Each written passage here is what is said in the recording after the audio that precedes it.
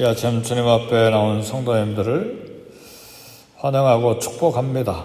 우리 다 같이 손을 들어서 인사하실까요? 할렐루야, 반갑습니다. 네. 힘내세요. 담대하시고 감사하시고, 마음이 우울해지면 막 감사하세요. 뭐든지 감사할 조건들이 너무 많으니까 감사하세요. 아니, 마음이 별로 감사한 생각도 없는데요. 어떤 유명한 그 학자가 그런 이야기를 했어요. 감사하지 아니한 인간은 두 다리를 가진 동물과 같다 그랬어요. 우리는 처음부터 마지막까지 감사할 것으로 가득한 우리죠. 우리 감정이 어쨌든, 우리 환경이 어쨌든 감사할 것이 너무 많죠. 언제 제가 제일 감사한 줄 아세요? 시골에서 공부하기를 원해서 집을 떠났어요. 아버지 몰래. 가출한 것이죠. 제가 가출 경력이 있습니다. 서울에 가면 사람들이 코를 베간다고 그래서 겁이 나가지고 중학교 졸업하고 그 시골 교회 마룻바닥이잖아요, 시골은. 그래서 40일간 혼자 잠잤어요. 그 무섭더라고요, 혼자 잠자는데. 어떻게 꼬마가 시골 마룻바닥에 40일간 잠을 잤는지 모르겠어요. 왜냐하면 서울에 가서 공부는 하고 싶고 아버지는 허락하지는 않고 또 혼자 가려고 하니 코를 베간다니까 하나님 앞에 무서운데도 그냥 40일간 교회 바닥에 자고 드디어 서울로 떠났어요. 돈은 공장에서 몇 달 일해가지고 700원인가 벌었거든. 어머니한테만 이야기했고, 서울 영등포 개봉동에 누님하고 매형이 천막치고 목회하고 있었거든요. 떠났는데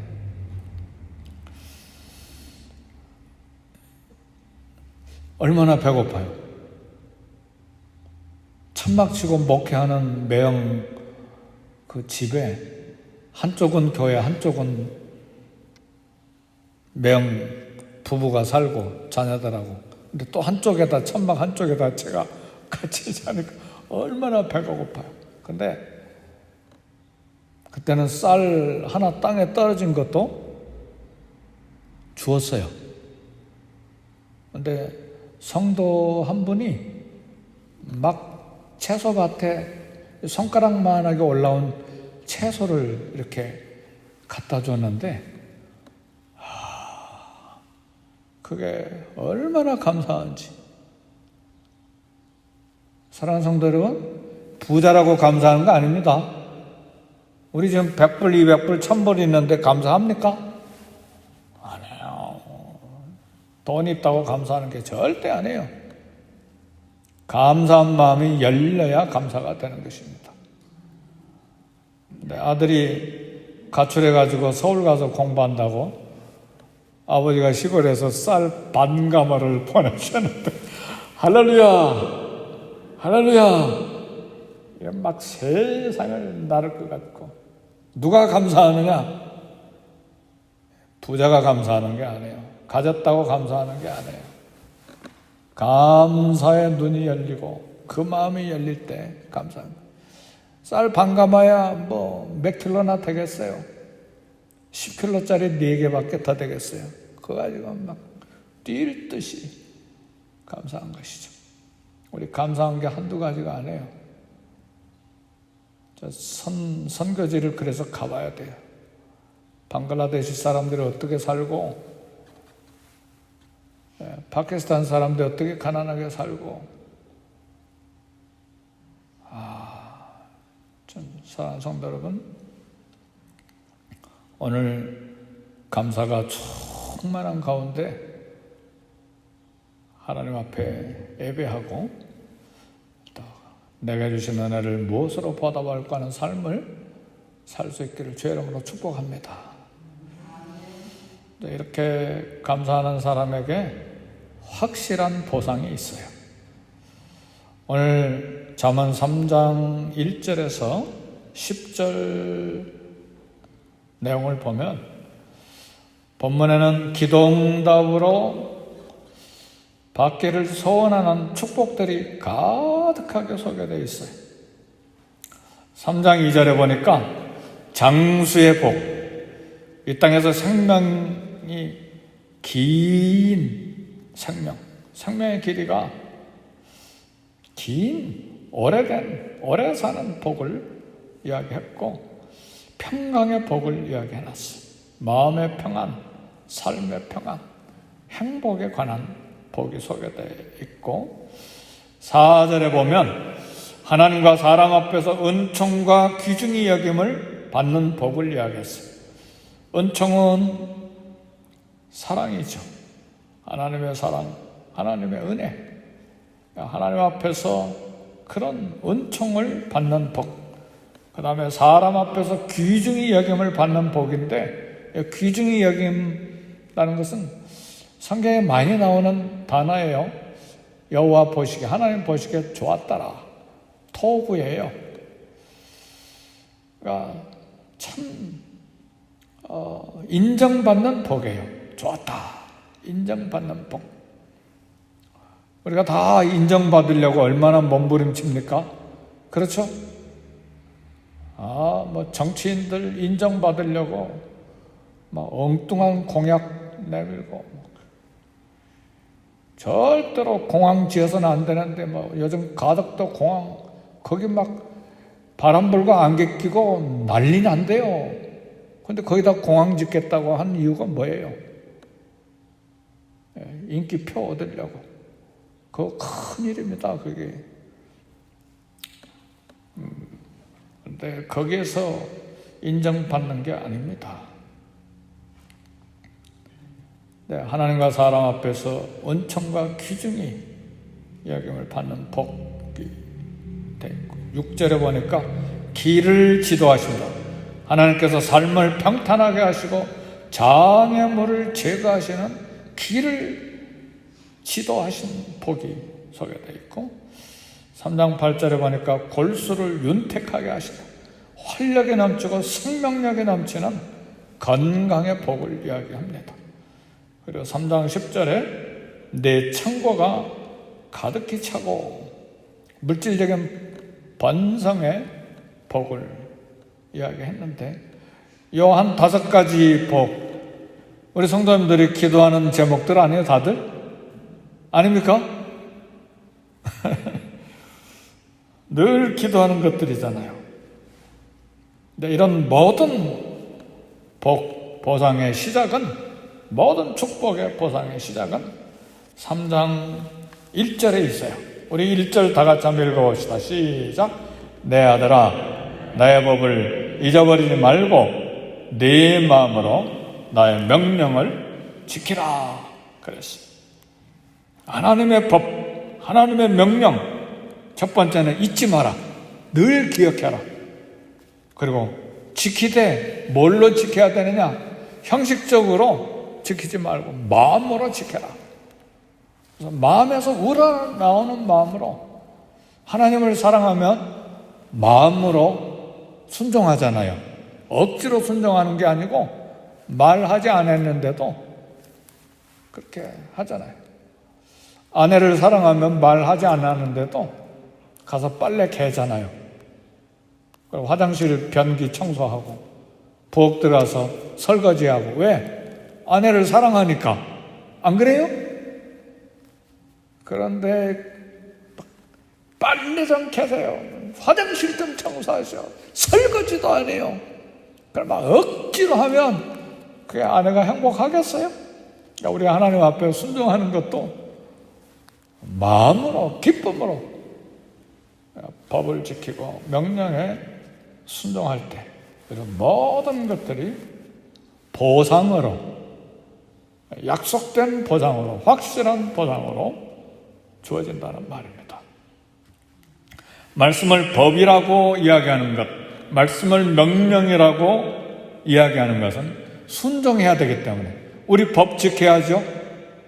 교통법규 안 지키면 당장 스탑 사인에 안 서면 500불 이상 나오죠.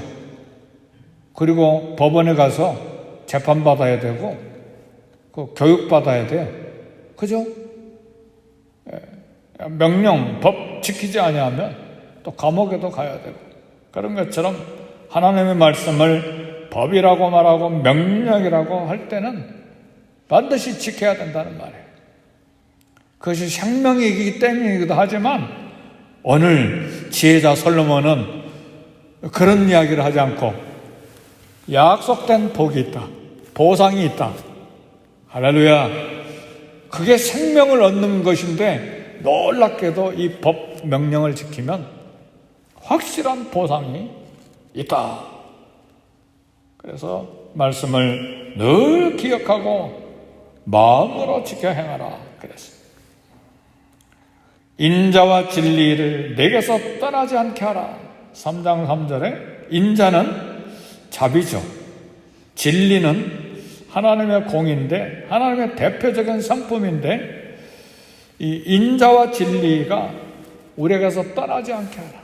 그것을 하나님의 사랑, 하나님의 공의를 드러내라 그 말이죠. 그럴 때에 4절에 하나님과 사람 앞에서 은총을 받고 귀중히 여김을 받는다. 6절의 말씀 보니까 너는 범사의 그를 인정하라. 마음을 다해 하나님을 의지하는 것을 말해요. 내 생각, 내 주장이 없어지면 내게 남는 거 아무것도 없네요. 지금까지 내 생각, 내 주장 그거 하나 자존심 가지고 지켜왔는데 내 생각, 내 주장 다 없어져 버리면 내게 남는 것 아무것도 없네요. 그럴 때 하나님이 우리 길을 인도하시고 지도하신다 그 말이에요. 내 고집 내려놓으라 그 말이에요. 예수 믿는데도 고집이 막 얼마나 센지 하나님도 그 고집을 못 이겨. 그러면 안 돼요. 아무리 고집 세도 하나님 앞에서는 무릎을 팍 꿇어야 돼요. 내 생각 내려놔야 돼요. 내 고집으로 예수 믿는 게 아닙니다. 하나님 말씀으로 예수님 믿어야죠. 믿으십니까? 그러니까 고집 세면 하나님 인도 못 받아요. 내가 내 길을 막 주장해서 가버리기 때문에 하나님 어떻게 인도하세요? 인도 못 하시는 것이지. 하나님 완전히 신뢰함으로 너는 범사의 그를 인정하라 그 말은 하나님을 완전 신뢰함으로 하나님에게 몸을 이렇게 기대는 거예요. 그냥 완전히 맡기고 기대는. 그때 그 인생을 온전케 하시고 장애물을 제거하시고 그 다음에 어떻게 하신다고요? 하나님이 책임지신다 그 말입니다. 그래서 반드시 하나님께 여쭤보세요. 무슨 일을 계획할 때 아무리 좋은 일이라도 하나님께 여쭤봐야 됩니다. 믿으십니까? 그게 믿음이에요. 다음 주 토요일 날 한 20-30명 선교사님들이 우리 교회에 오세요. 총회하기 위해서 미주 지부에 한 30여 명이 오세요. 동부에서도 오고 또 이 중부에서도 오고 서부에서도 오고 필리핀에서도 오시고 또 멀리 다른 나라에서도 오시고 한 30여 명 오시는데 우리 교회에 오시니까 제가 얼마나 영광입니까? 그래서 이 팬데믹 바이러스 시기에 이걸 내가 대접해야 되겠다. 그리고 하나님께 기도했어요.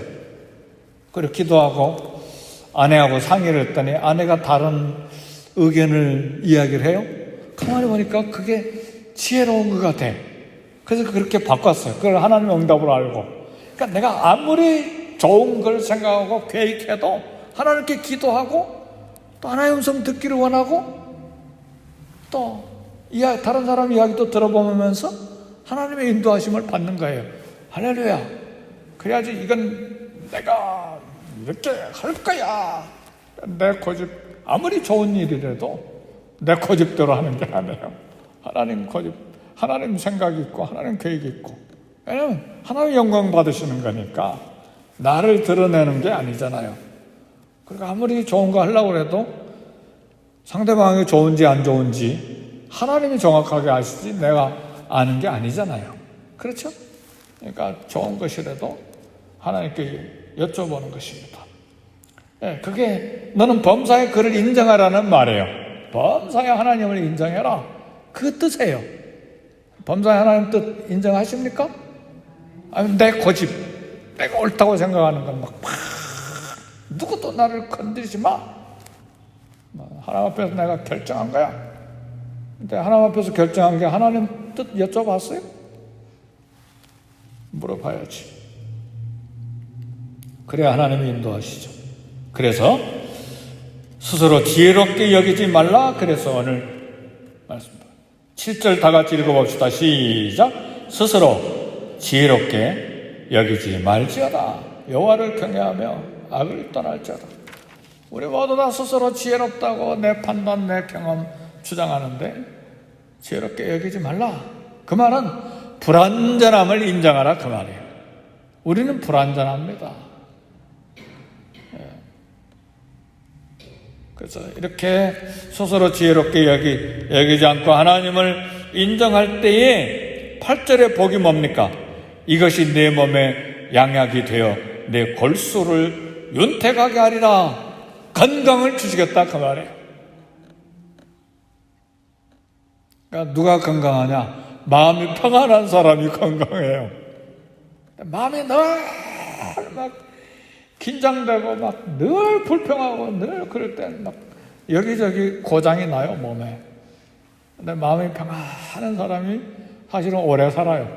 그래서 이삭이 아버지가 그냥 제물로 바쳐도 내 아버지 알겠습니다 하고 자기가 죽겠다고 제단에 그냥 올라가 있고 막 우물판 것 막 빼앗아가도 그래 그럼 다른 데 가서 팔지 그리고 계속 양보하니까 제일 오래 살았어요. 족장 중에 아브라함보다 더 많이 살았어요. 내가 내 것 막 그렇게 막 옹고집 부리고 사는 야곱은 족장 중에 제일 먼저 죽었어.